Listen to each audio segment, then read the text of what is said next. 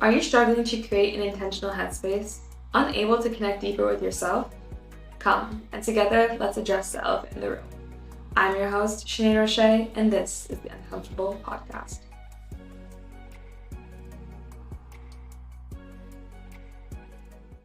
Hi guys. So I keep talking about the fact that I recently did an internship, and obviously this process required an application, time.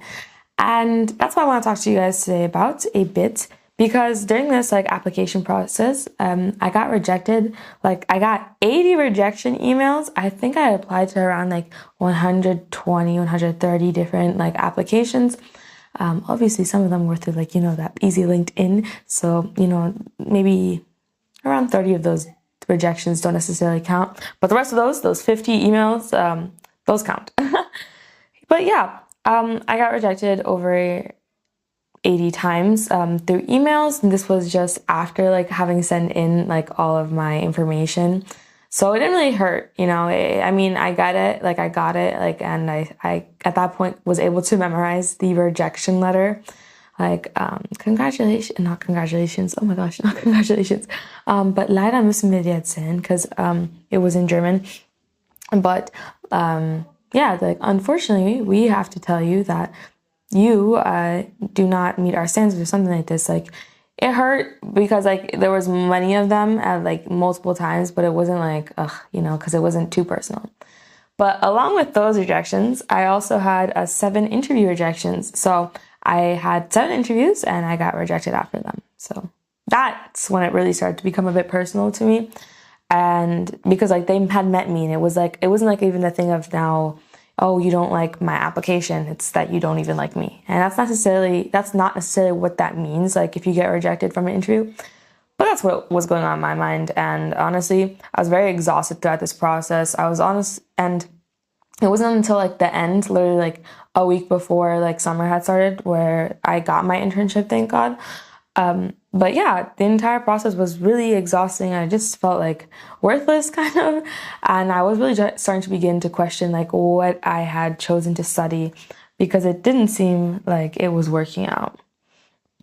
And what I experienced, that exhaustion, it was rejection fatigue. I started getting rejection fatigue, which is an emotional and psychological toll that someone will experience when they constantly face rejection. And I know I gave the example right now of talking about it in the forms of jobs, right? And I think that's because, honestly, I think the majority of us will have to go through that at some point, just the application process. So I just want to share that's very common, right? And then obviously there's romantically getting rejected from people. And that can even happen even in a breakup somehow. You can feel you are getting rejected from the person. And rejection isn't just that, but it's also when you get perhaps rejected from your friendship circles, which is social rejection now. That could also have you feeling just you're low worth, low self-esteem. It's rejections are this thing of oh, why are we not good enough? Especially when we do take them personal. And obviously we tend to take them personal. But when I talk about rejection fatigue, I'm talking about it's a continuous cycle. You really see no hope at that point. And it kind of hurts more, obviously, the more you invest into it. The more passionate you are about your application, or the more care you want to give with these people, and the more they just keep rejecting it, you're gonna get tired. It's honestly exhausting. I felt it with that. I've also felt it with certain friends and certain relationships, where it's just I'm so exhausted from getting rejected, and you just at one point start to feel hopeless. And obviously we can say at that point, maybe, okay, stop applying or something like this, but in some cases there's really no choice. But even when you kind of still have to, rejection is scary for everyone. And I think there is a level of detachment that you can obtain at some point, where it's it's okay if it doesn't happen, if it doesn't work out. But when you've invested so much into it, it's so hard to explain that to yourself.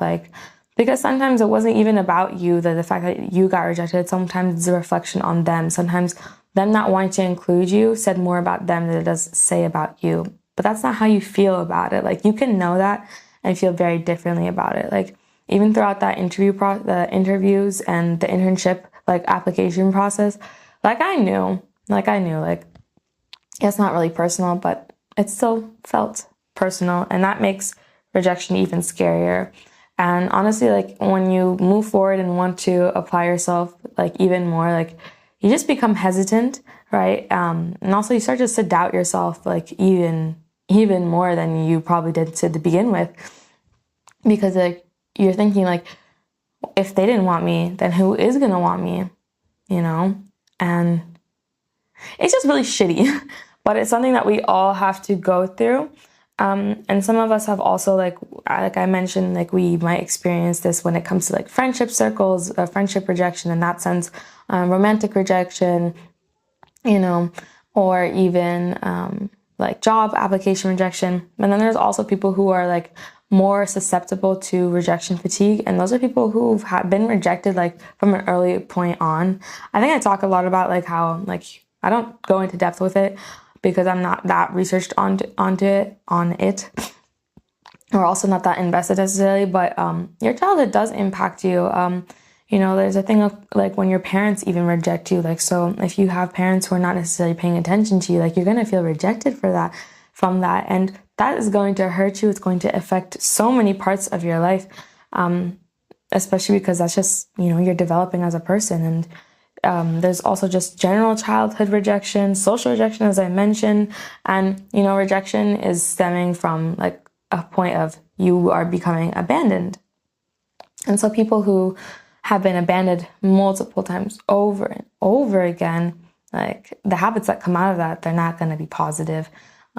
But let's get into what those kind of habits and what those mental issues that you actually do start to develop if you experience rejection fatigue, what those are. So, as I've said, rejection is not just about, like, those job applications, and it can sometimes be even more personal than that. And we have this tendency, as, like, especially, I would say, if you're anxiously attached. I've mentioned this so often, but you know what? It's fine. But we have this tendency that if you are rejected by the person, it's this thing of, like, you want to prove yourself, like, you want to show them why they need you or something like this. And so in the event that you're thinking like this, what may happen, like, even though you're exhausted, you're tired, but you've been just rejected, it's like you might form an obsession in the sense that it doesn't matter that they already said no to you. You're going to keep pushing and pushing and pushing. And what happens in your brain is that this is kind of rewarding the part and stimulating, this is stimulating the motivation and reward part of your brain. So it's kind of like, it's kind of driving, like, an addiction, like, in that sense. So that could potentially also be happening, and that could impact your behaviors. And I feel like, honestly, just, like, cloud your judgment 100%, like, as you move forward, because, like, you're just singling this, like, one person out or this one job out, and you're like, you know, it doesn't matter if they said no, like, you're going to keep pushing. And to a degree, that is a thing of, you know, maybe you're not respecting someone's boundaries, you know, and take the moment to reflect on yourself as well. Like, just because someone said no does not mean another person will also say no. And there's other places to look, but we'll talk about that and how we can get over rejection fatigue later on. But yeah, other things that can possibly happen to you when you experience this, you could have potentially anxiety. This could potentially also lead to depression. You might become jealous. I think the jealous one is kind of obvious. You know, if you get rejected by something or someone, or you see people who you want to be friends with include another person and it's not you, like, yeah, you're going to be jealous about that. Like, and not only that, like, jealousy, there's also sadness that's attached to that. Like, and these are all, like, very normal and completely fine emotions to feel. Let's just try not to act on them, because I feel like we have a tendency, especially with our negative emotions, to just let them run wild, because, you know, sometimes our negative emotions, I feel like, do protect us, but let's not lash out with them completely. Moreover, when you feel rejection fatigue and when you are just like emotionally and psychologically kind of exhausted from people just constantly telling you like in some shape or form like you're not good enough for them, right? You could even like experience like so much pain because like even like physical pain because your brain is able to actually mimic physical, like when you are rejected, your brain is able to mimic physical pain within you. So it's another physiological response to this happening kind of. And other things as well, like especially if this has to do with like being socially rejected, you could also deal with you could also develop a weaker immune system because social interactions do impact us also physiologically. Might have bad sleep. And lastly, another thing that you might start to do, like if you feel like you're just constantly getting rejected, it's like you may start to isolate yourself. And, I talk about, I think we talked about like social rejection, but like, sometimes it's also just good to go to the places like where we are loved and cared for. And maybe that doesn't apply to social rejection in that sense. But when you are isolating yourself, you kind of are narrowing your mind completely and you're just focusing on that. And honestly, like not even though lots of parts of our lives require us to continuously to apply ourselves, it doesn't have to be like a formal application, but it is this thing of like, hey, I'm showcasing who I am. Like, do I get entry or not? Like, sometimes it's also just, good to go to places that already exist for us. And that hopefully is not, so like this applying concept is not in every aspect of our lives. But in many new situations, like I think the social rejection especially is like when you're going into like, oh, you're the new person somewhere, or like you're moving to a new city or town. That's normal to an experience that like the people who you found are not necessarily the right people for you. They don't feel like that you're the right person for them. That's normal to experience them. And hopefully you have other support systems that are already like intact that you can turn to during those moments. But yeah, let's talk about now how we can get through rejection fatigue and also just like get through like rejections in general. When I was researching this, the first thing that comes off is like, try to detach from it. Don't take it personally. And as much as we can say, like, we understand it, like, we get it, like, we get why this person doesn't like us, the more we've invested in it, like, it can still hurt us. And even if we haven't invested that much, it's still it's like still like a no. And it's like a paper cut, it doesn't hurt that much, but like, hold lemon on it or something like this. Like, you just kind of, I don't know, it's inconvenience. And you might have more emotions attached to it than other people, like this rejection, and that's completely normal to have. But like, so that's why I hate when people kind of say like, don't take it personally, like, because even many times like people rejecting you, as I said before, it's not about you, it's about them. But we can't see that sometimes, and especially because we're feeling other emotions. Yeah, and moving on with that said, like, feeling those emotions, especially when you have to push forward like continuously, still allow yourself to feel like the heartbreak and the hurt that comes with this. Like, it's normal, but like to feel it, but to continue to push and to not give yourself like rest, or to not allow yourself to vent or let go of this frustration will also impact how you apply yourself, whatever manner this is going, job, people, relationships. It's also going to affect like how you continue to move in that space. Like, because you're just like, you're going into like the next application, I guess, with the same headspace of, oh, I just got rejected from the last one, why even bother trying or something like this. Like, you could not care anymore because of the rejections that you've experienced already. And if it's something that you continuously apply for, like, hopefully you do care about it, or hopefully or this could also just be something that you do need. And so this could though impact like how you are actually applying, if you're actually putting in effort or not, and other things like to take into consideration when we're experiencing rejection fatigue is, like I mentioned, take a break.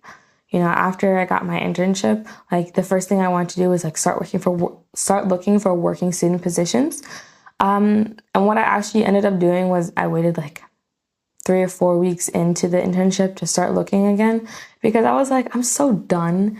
Like, I didn't even want to change my my application process. I didn't want to refine it. I didn't want to do anything to actually improve it. So that's why I took a break, and I was like, whew, let me start doing a bit more research. Let me not get automatic emails that say no, we don't want you.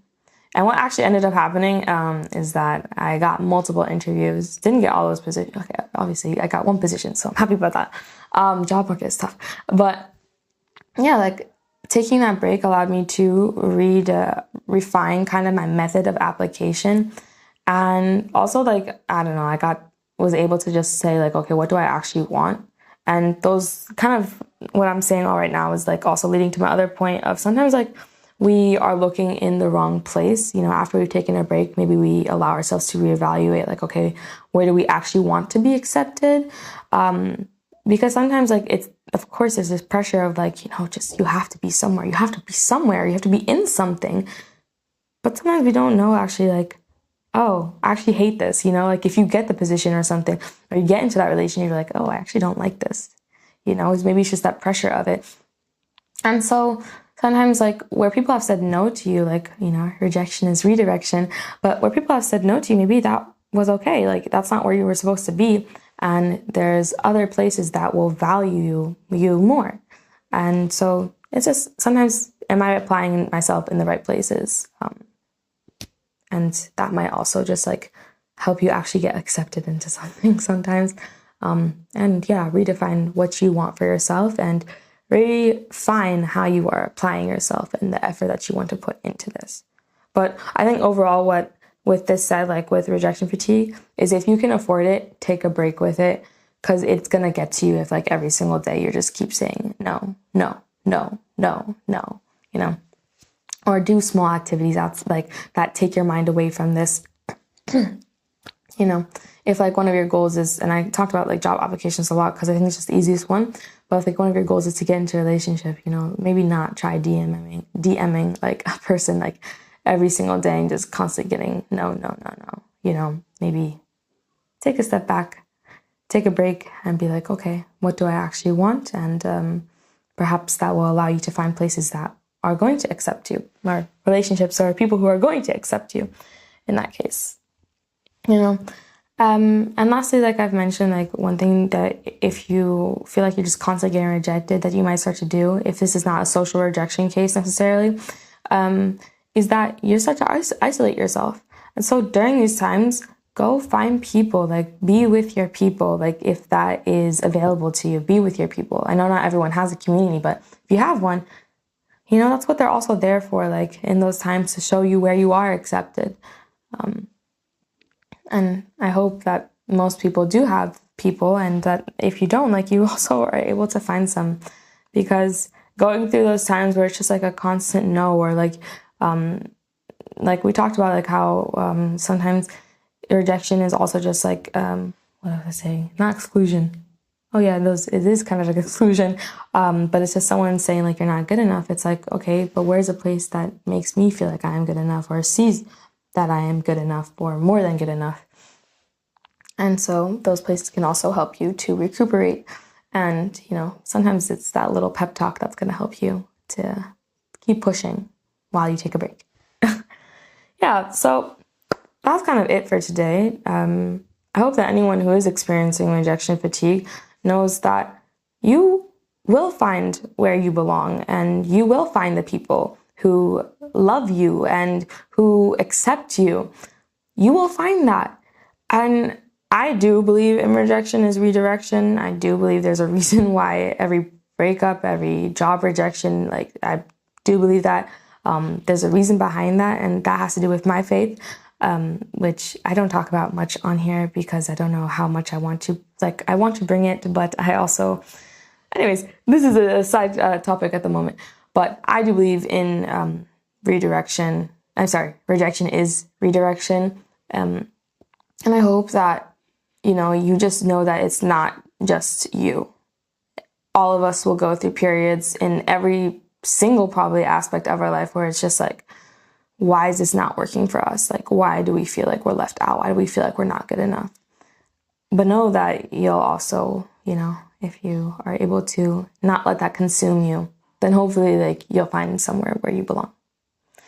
And so to give you guys like that question of the day, and just to allow you to reflect a bit, I want you guys to ask yourselves and just to, take a moment and reflect like how you apply yourself to places, whether this be job, whether this be into someone's DMs. How are you applying to those places, and where you are also applying? Because where you applying matters. Like, does it align with you? Is it something you really want, right? And just know that even if it is a place that you want, like maybe it wasn't the best place. Maybe there's another alternative. Maybe there's something that's just better waiting for you. And I know that's pushing a lot of positivity, but sometimes like that's all you can do. Like, even if you have reflected on like how you're applying and where you're applying, or even when was the last time you took a break, sometimes even if you are able to do all of these things, it may not work out, and that sucks. But just keep pushing the positivity on that one as well. And that's why I think breaks are so necessary, which I also mentioned, I think, in episode 15. So go check that one out as well. But yeah, at the end of the day, take a moment, reflect, like, how are you applying and where are you applying? And does this kind of align with you? And yeah, thank you guys so much for listening.